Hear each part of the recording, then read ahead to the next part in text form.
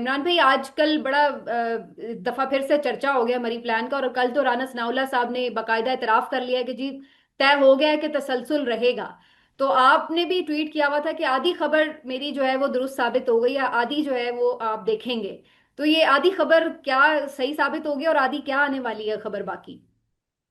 देखिए, मैंने पहले अर्ज किया था कि शरीफ खानदान का इकट्ठ हुआ था। और ये एक मर्तबा नहीं हुआ, ये मल्टीपल टाइम हुआ है। इसमें जो मेरा सोर्स है उसने ये कहा कि नवाज शरीफ इमरान खान से छुटकारा चाहते हैं। अब क्योंकि मुझे इससे ज्यादा मेरे सोर्स ने नहीं बताया, तो मैं इससे ज्यादा अपने से उसकी कोई और तशरीह करना नहीं चाहता। हम्म। उन्हें ये लगता है कि जब तक ये आदमी मौजूद है ना तो हम एंटी एस्टेब्लिशमेंट हो सकते हैं, यानी जब तक ये बंदा है हमें अपने मुंह का जायका खराब रखना पड़ेगा जूते चाट चाट के। जब तक इमरान खान मौजूद है पाकिस्तान की सियासत में, तब तक शरीफ खानदान के मुंह का जायका ठीक नहीं हो सकता, क्योंकि वो जूते चाटते रहेंगे। उनके पास चारा कोई नहीं है ना, दूसरा रास्ता कोई नहीं है। कोई और रास्ता होता तो वो उसको अडॉप्ट कर देते। दो तीन दफा उन्होंने इनकलाबी बनने की कोशिश की है, उनकी तबीयत साफ कर दी गई। फिर इमरान खान दिखा के उनको डराया जाता है कि ये बहुआ बाहर आ जाएगा, तुम्हें मार देगा, सबको खा जाएगा। तो वो इमरान खान से डराते हैं सियासतदानों को, और सियासतदान एस्टेब्लिशमेंट को डराते हैं इमरान खान से कि ठीक है फिर हम इमरान खान से बात कर लेते हैं। तो दोनों के पास रास्ता कोई नहीं है, ये एक दूसरे की इंश्योरेंस पॉलिसी है। और इमरान खान साहब को जेल के अंदर रखना या उनको सियासत से एलिमिनेट करना या छुटकारा पाना, ये इन दोनों की एक ख्वाहिश है। इस ख्वाहिश ने इनको इकट्ठा रखा हुआ है। ये तो छुटकारा नवाज शरीफ साहब आप ने तो कह रहे हैं कि आप इंटरप्रेट नहीं कर रहे, लेकिन बहुत से लोग इसको इस अंदाज से ले रहे हैं। आज अलीमा खान साहिबा की गुफ्तगू है कि उनकी मेडिकल रिपोर्ट्स जानबूझ के इस तरह की फैलाई जाती हैं, ये तासुर देने की कोशिश की जाती है कि जैसे वो बहुत बीमार हैं, और खुदा न खास्ता कल को अगर उन्हें कोई नुकसान पहुंचाया जाता है तो फिर ये कह सकेंगे कि देखें जी, हम तो पहले ही बता रहे थे कि उनकी तबीयत ठीक नहीं है। तो क्या ये फिजिकल एलिमिनेशन की एक तरफ मिनट, उनकी बात है? तबीयत ठीक नहीं है, जी। उनकी तबीयत ठीक नहीं है तो हु इज रिस्पॉन्सिबल? हम्म। देखें, ये हम सब जानते हैं कि इस वक्त पाकिस्तान की मिलिट्री एस्टेब्लिशमेंट, खसूसन फील्ड मार्शल, ये डायरेक्टली इस मामले को देख रहे हैं। अदालतें नहीं देख रही। कल को लोग गिरेबान जाके या अफरीदी का नहीं पकड़ेंगे, वो तो कठपुतली की तरह काम कर रहे हैं। लोग जाकर कोई कादी फायद को नहीं ढूंढेंगे, लोग वजीर आजम को नहीं ढूंढेंगे। वो तो बेचारा कहता है कि मिलाओ इमरान खान को। कमेटी में मीटिंग होती है, उसके अंदर दोनों बैठते हैं, दोनों पार्टियां। वो कहते हैं जी हम आपकी कल मुलाकात करवा रहे हैं। मुलाकात नहीं करवा सकता वजीर आजम, उसकी तो इतनी औकात नहीं है। तो सब ये जानते हैं कि हमारे फील्ड मार्शल साहब जो है वो इन मामला को देख रहे हैं। तो सबको ये पता है कि इमरान खान अगर जेल में, और वो खुद कई दफा कह चुके हैं कि मुझे कुछ हुआ या मेरी बीवी को कुछ हम्म। हुआ तो responsible field marshal Asim Munir होंगे। तो ये कोई रॉकेट साइंस तो है नहीं। अब शरीफ खानदान बार बार ये कहता है कि हमें इससे छुटकारा दिलाओ, भाई हमारा तो सांस बंद हो रहा है, हम कहां पॉलिटिक्स करें। वो बेचारे इतनी मुश्किल से जंग गई है मरियम नवाज, फैसलाबाद से बंदे पहुंचाए गए, और 200-300 बंदा उठा के फैसलाबाद से लेकर गए कि उनको पता ही नहीं था उन बंदों को भी कि हम कहां जा रहे हैं। उन्हें ले जाके उनके पास से मरियम नवाज गुजारी गई है, उन्हें जाके खैमों के अंदर बिठा दिया। वहां स्टेज क्रिएट किया जाता है। अभी जहां मुल्तान गई है वहां पे टिकटॉक बन रहे हैं, वो आपको सारे हकायक शाम तक, आपके जो या आज शाम तक या कल तक आपको सारा कुछ वहां पे जो सोशल मीडिया है वो आपको बता देगा। वो लोग खुद बता देंगे कि उनके साथ क्या हुआ। ये सिर्फ कहानीबाजी हो रही है, पब्लिक के अंदर जा ही नहीं सकते।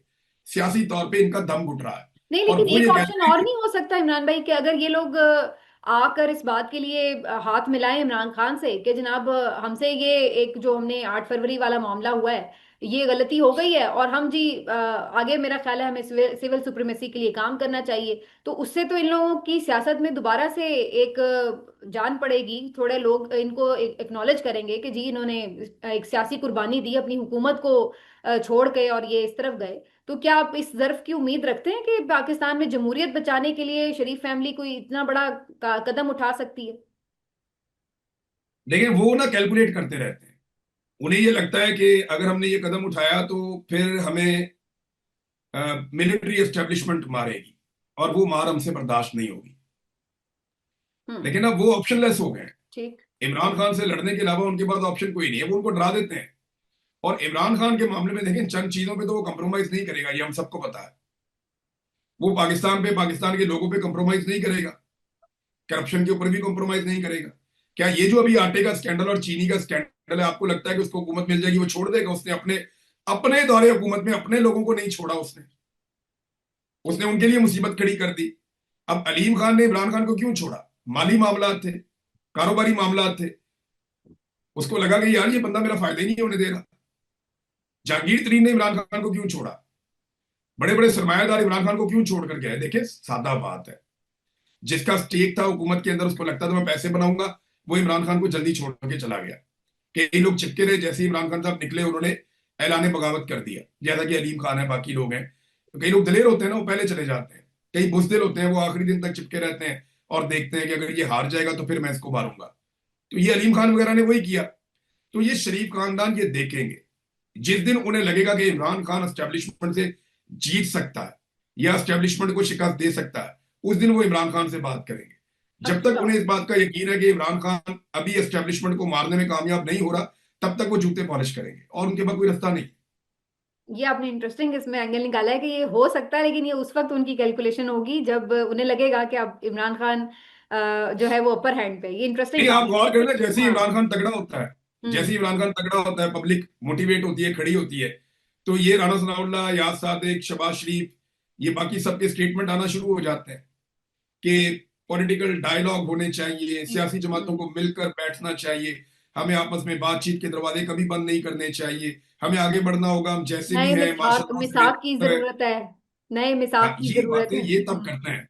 लेकिन हम्म। जैसे ही इमरान खान कमजोर होता है तो ये कहते हैं कि हाइब्रिड निजाम से अच्छा निजाम कोई नहीं है, हमें जो है फौजी फौजी बूट के सारे के अंदर काम करना होगा, हमें इकट्ठा मिलकर। तो देखिए ना, शहबाज शरीफ वो वजीर खारजा बात कर रहा है आर्मी चीफ से, और शहबाज शरीफ पीछे बैकग्राउंड में दूर कहीं दिखाई दे रहा है, उदास उदास फिरता है। वो हम्म। एक बड़ा जबरदस्त शेर था।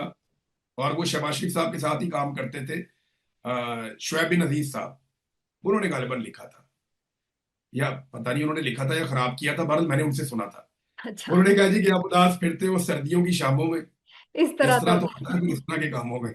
लेकिन आपने कहा कि बाकी ममालिक को इसलिए प्रॉब्लम नहीं होता कि उनके जब तक इंटरेस्ट सर्व हो रहे होते हैं तो वो नहीं कोई प्रॉब्लम करते, लेकिन नवाज शरीफ साहब के मामले में तो बार बार जो मुख्तलिफ ममालिक हैं वो आए और छुड़वा के उन्हें कोई ना कोई मामला तय करवा के ले गए।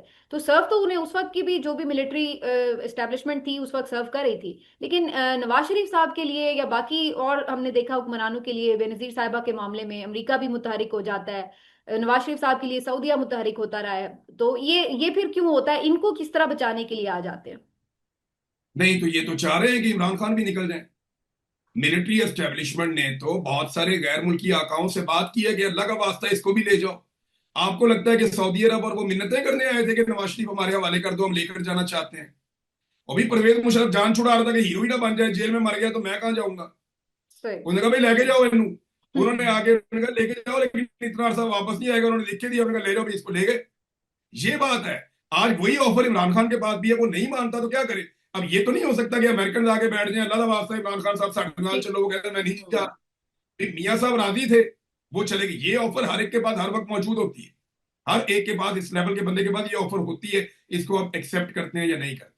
सही। नवाज शरीफ ने बार बार एक्सेप्ट किया, और इस दफा मजे की बात यह है कि 2019 में नवाज शरीफ बेचारे के पास ये ऑफर भी नहीं थी, तो फिर बीमारी का अच्छा। बहाना करके जाना पड़ा। वो इसीलिए अंदर। अच्छा, ये भी बताएं इमरान भाई कि पिछले दिनों में इमरान साहब के जो साहबजादे हैं वो भी दोनों बड़े मुतहरिक हुए, इंटरव्यूज भी दिए, कुछ उनके आने की भी बात हो रही थी। उनकी जो साबिक अहलियां हैं वो भी काफी बात कर रही थी इमरान खान साहब की आजादियों के ऊपर और सारी चीजों के ऊपर। तो अब वहां पे भी एक खामोशी सी हो गई है। तो आपको क्या, अब चूंकि आप भी यूके में है, तो इस बारे में इंफॉर्मेशन इनसाइड क्या है? क्या वो आ नहीं रहे अब?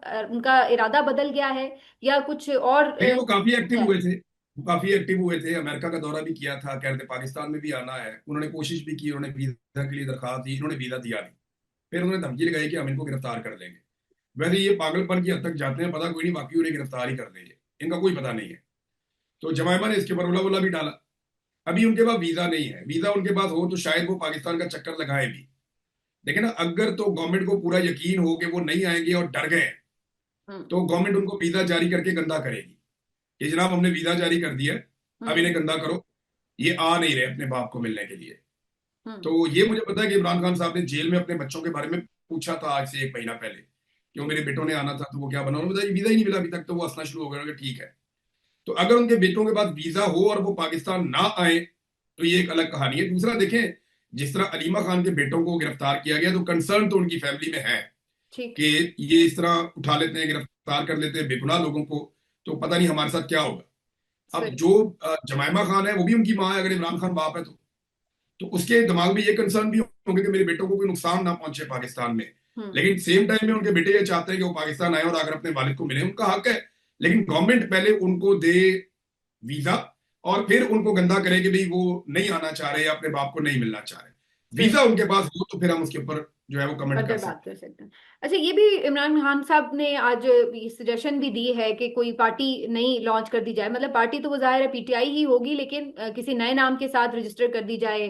फिर असेंबलियों से इस्तीफों की बातें हो रही हैं। आपको लगता है कि ये मसले पाकिस्तान तहरीक इंसाफ के लिए कोई आसानी ला सकते हैं? क्योंकि सेटअप तो वही है ना, वही इलेक्शन कमीशन है, वो उस पार्टी के लिए भी मुश्किलात खड़ी कर देगा। और अगर ये इस्तीफे दे देंगे तो पहले भी दे के देखा है, उससे क्या निजाम के ऊपर कोई प्रेशर तो नहीं आया था।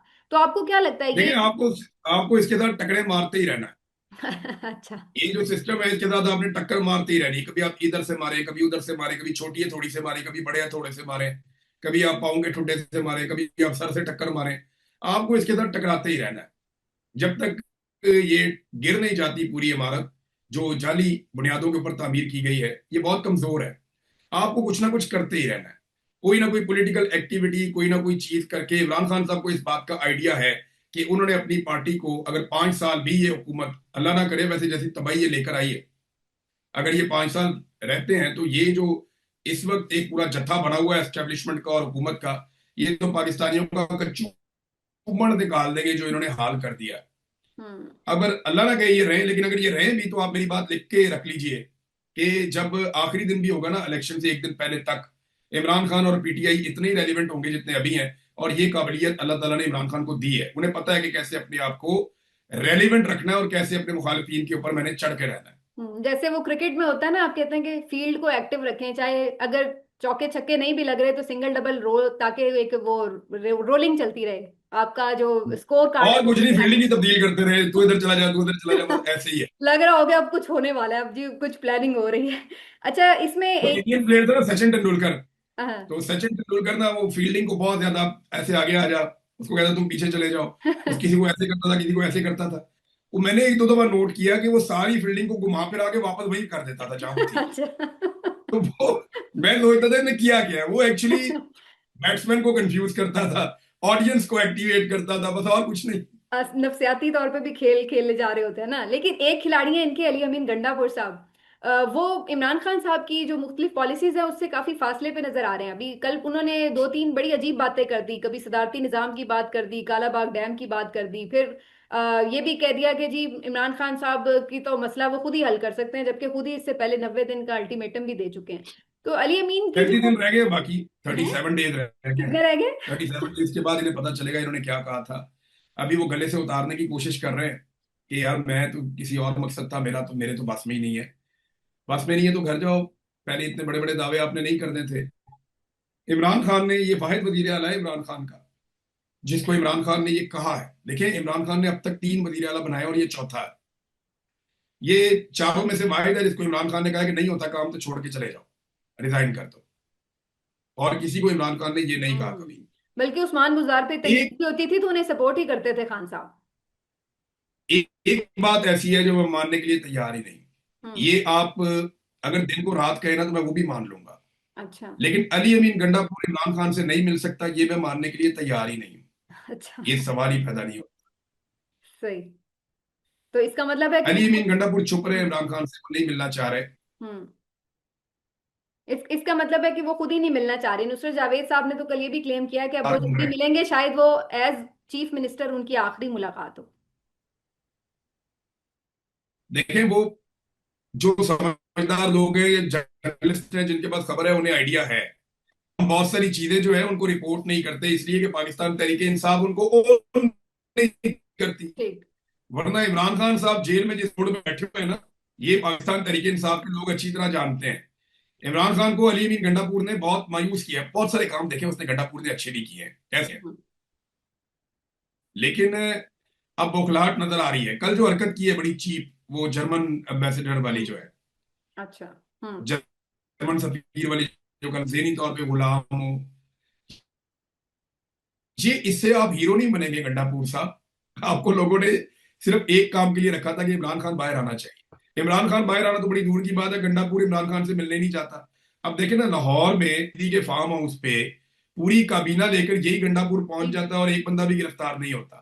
सही है। लेकिन अडयाला जेल ये अपनी कैबिनेट लेकर या अपने एमएनए एमपीएस लेकर नहीं जा पाता। हम्म। ये बड़ा सवाल है जो गंडापुर के ऊपर खड़ा रहेगा। गंडापुर इमरान खान से मुलाकात नहीं कर सकता या नहीं कर पा रहा, ये एक ऐसी बात है जिसपे मैं क़यामत की सुबह तक यकीन नहीं करूंगा। क्योंकि अच्छा। सही है।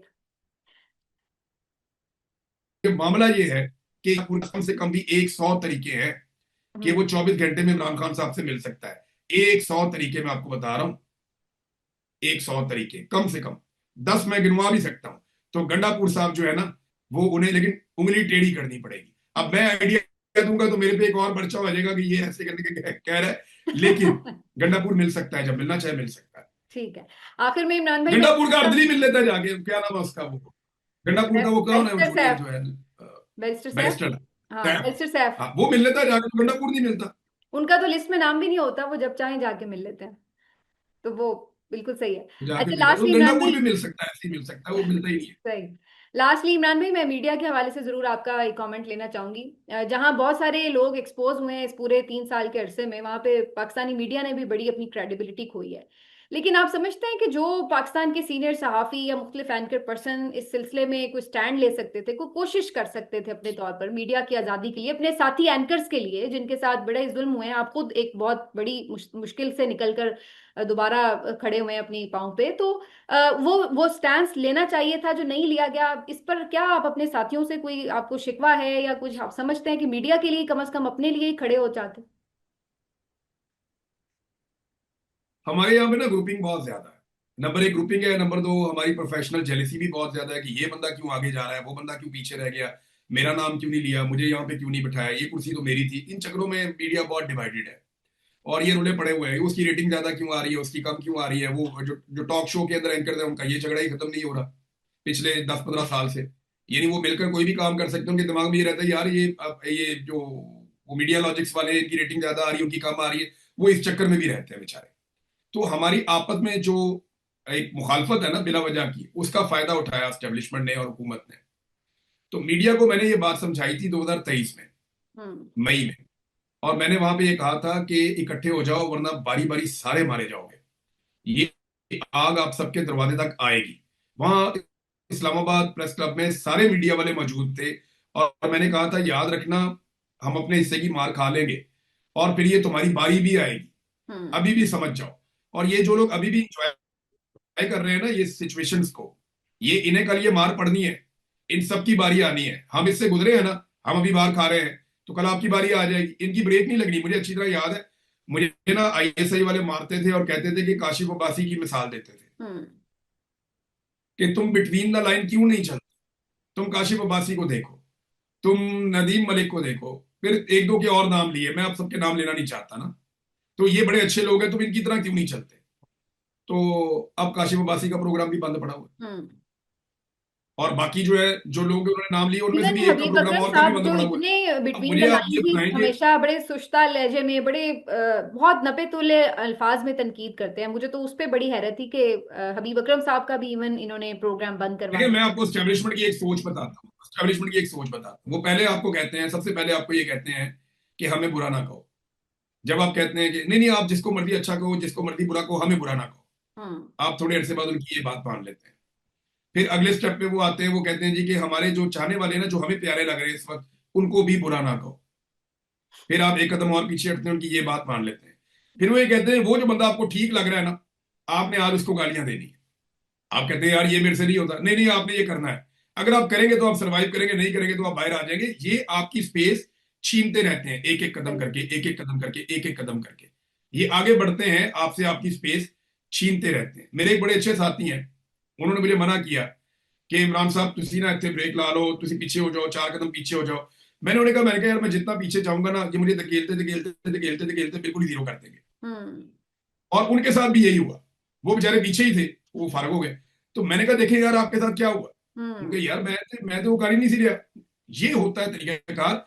ये आप इनको पाँव रखने की जगह दें, ये आपको धकेलते धकेलते आपके घर से बाहर निकाल देते हैं। लिहाजा जहां पे आप खड़े हैं और आपको लगता है आप ठीक खड़े हैं, वहां खड़े हैं। आप एक कदम कंप्रोमाइज करते हैं, ये थोड़े दिन के बाद आपको एक कदम और कंप्रोमाइज करवाते हैं, फिर एक कदम और करवाते हैं, ये आपको दीवार के साथ लगा देते हैं। और आखिर में तो आपको पता चलता है आपके नीचे जमीन नहीं है, पीछे दीवार नहीं है, और हाँ, आप बिल्कुल नीचे खत्म हो पड़े जाते हैं हैं। आप। बहुत बहुत शुक्रिया आपका इमरान भाई, आपने अपनी मसरूफियात में से वक्त निकाला। एक दफा फिर हमारी दुआएं और तमन्नाएं आपके साथ हैं। जिस तरह से आप फिर से खड़े हुए हैं फ्लड विक्टिम्स के लिए, तो अल्लाह ताला आपको कामयाब करे। अपना बहुत ख्याल रखिए बस बहन दुआ इंशाल्लाह। करें अल्लाह ताला से, अल्लाह ताला पाकिस्तानियों की खैर करे। मैं ये देखें, आमीन। हम लोग बीच में सिर्फ अपनी एनर्जी डाल सकते हैं, अपनी एफर्ट डाल सकते हैं। ठीक बात। मैं हम्म। इस काबिल नहीं हूं। मेरा अल्लाह संभालेगा एक एक आदमी को जो सैलाब में इस वक्त घिरा हुआ है, जो मुतासिर है, वही उन्हें रोटी खिलाएगा, वही उन्हें संभालेगा। हम कोई क्लेम नहीं कर सकते किसी को संभालने का, या किसी को एक टाइम का एक चावल का दाना खिलाने का भी। वो मेरे रब ने खिलाना है। हम उसके लिए थोड़ी एक्टिविटी करेंगे ताकि अपने रब को हम राजी कर सकें और ठीक। अपनी जिम्मेदारी अदा कर सकें। अल्लाह आपसे राजी हो इमरान भाई, अपना बहुत बहुत ख्याल थैंक यू रखिए, बहन। बहुत शुक्रिया। अल्लाह हाफिज। सलाम अलैकुम। नाज़रीन, आज का इंटरव्यू आपने देखा, इंशाल्लाह अगले व्लॉग में आपसे मिलते हैं। अपना ख्याल रखिए। अल्लाह हाफिज।